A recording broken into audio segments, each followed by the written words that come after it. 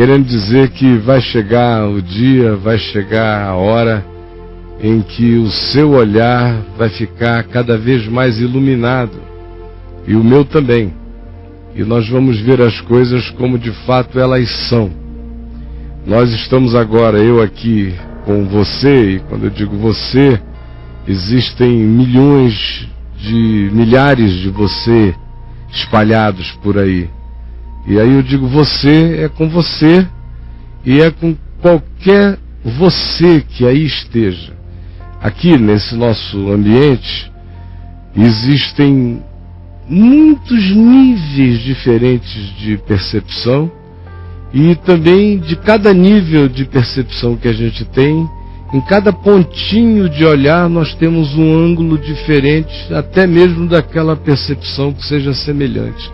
Você vê a pluralidade extraordinária de compreensões e os níveis de percepção de cada um, que são níveis variados, como Paulo diz quando nos chama a andar no amor, no caminho sobremodo excelente. Ele diz que agora, hoje, tudo que a gente vê, a gente enxerga ainda em parte. Quem entre nós melhor veja, ainda vê muito parcialmente.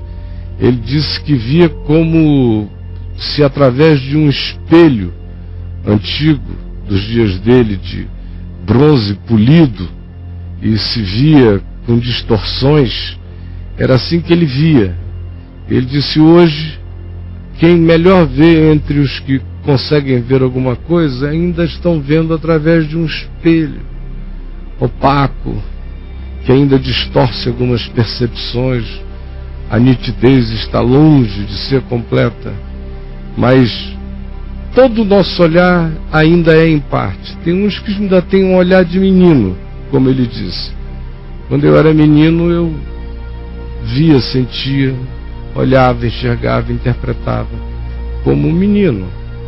Outros têm olhares em idades diferentes. Alguns estão chegando próximos à maturidade no olhar, no perceber, mas mesmo esses ainda veem com distorções. E também tem uma quantidade enorme de pessoas aqui com a gente neste dia que têm mentes vivendo em processos mentais tão fechados, tão aprisionados, tão aprisionantes, e que passaram a vida inteira enclausurados numa caverna com chance de percepção diminuidíssima por causa do fechamento, que, por exemplo, ouviram, sentiram, perceberam sombras do Evangelho em algum tempo na sua vida, mas nunca tiveram a libertação para enxergar com nitidez propriamente o Evangelho.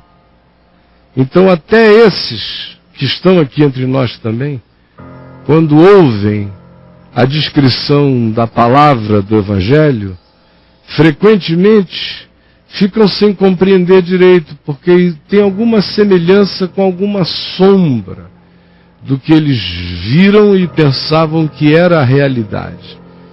Mas era uma sombra, e o que você está dizendo traz uma semelhança, mas parece carregar uma certeza e descrições que transcendem tanto a sombra que parece que nem seja verdade, porque nós ficamos acostumados a chamar a sombra de realidade. Olha a ilustração do que eu estou dizendo diante de você no mito da caverna de Platão.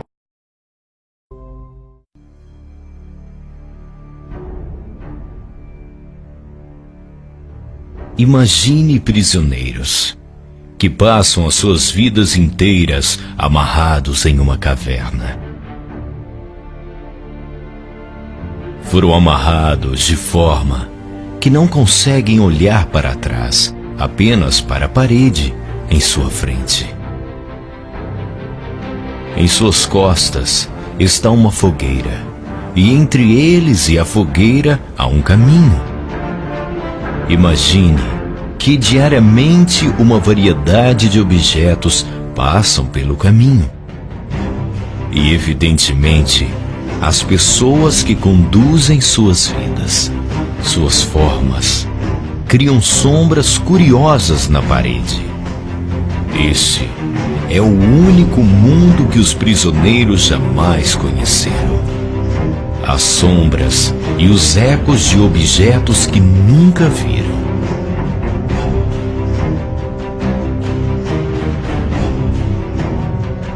Agora, imagine que um dos prisioneiros é libertado.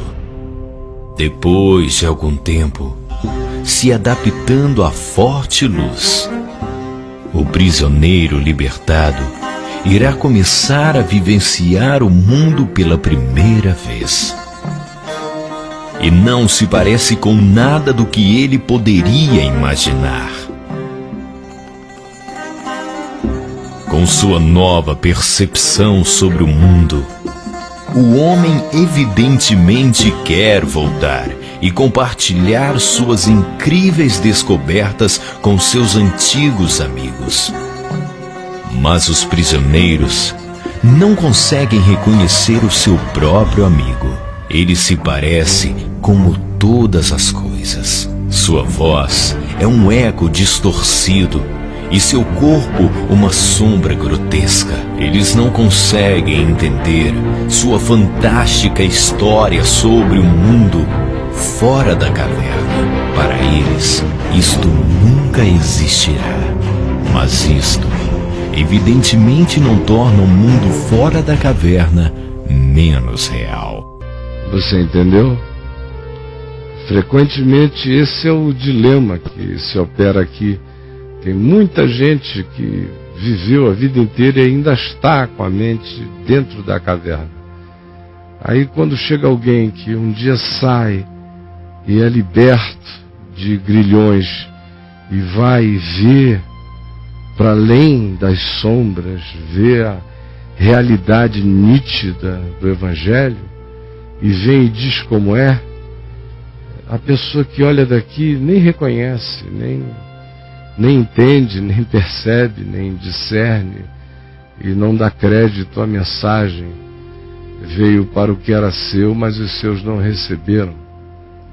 Como Jesus ilustra tão fortemente isto, lá no Evangelho de Marcos, quando se diz que trazem a ele um homem que não enxergava, e ele tira o homem da cidade e passa saliva nos olhos do homem, bota os dedos nos olhos do homem e pergunta ao homem, depois de passar os dedos ali, tu vês alguma coisa?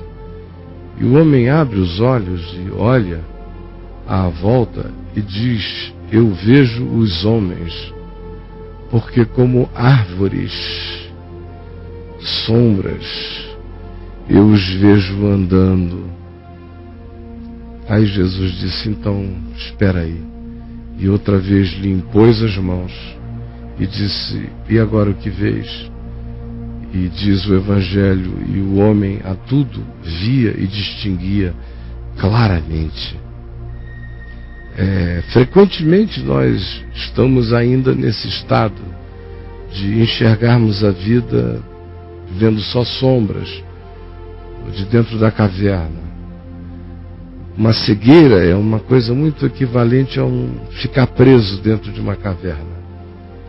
De modo que quem está numa caverna espiritual, numa caverna psicológica, há muito tempo, olhando a vida só por aquelas projeções que passavam por ali, você via aquilo acontecendo ali de longe. Você foi concebendo monstros e fantasmas e obstáculos e dificuldades horrendas, ao mesmo tempo em que você está aqui já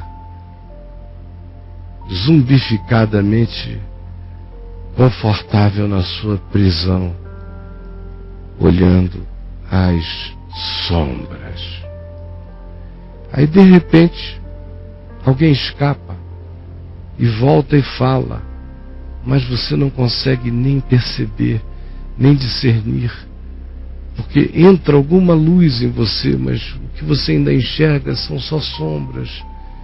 E o desejo de Jesus é que você seja exposto à possibilidade de enxergar com nitidez.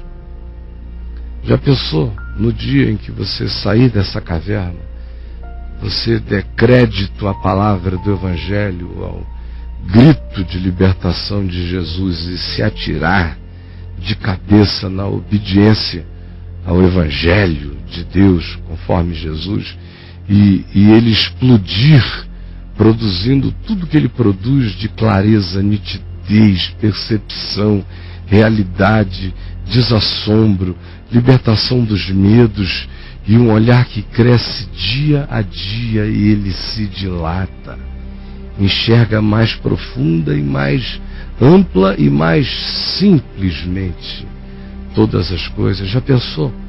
Não deixe que esse milagre, este privilégio passe pela sua vida sem que você se aproprie dele, porque seria trágico, desgraçadamente seria uma pena.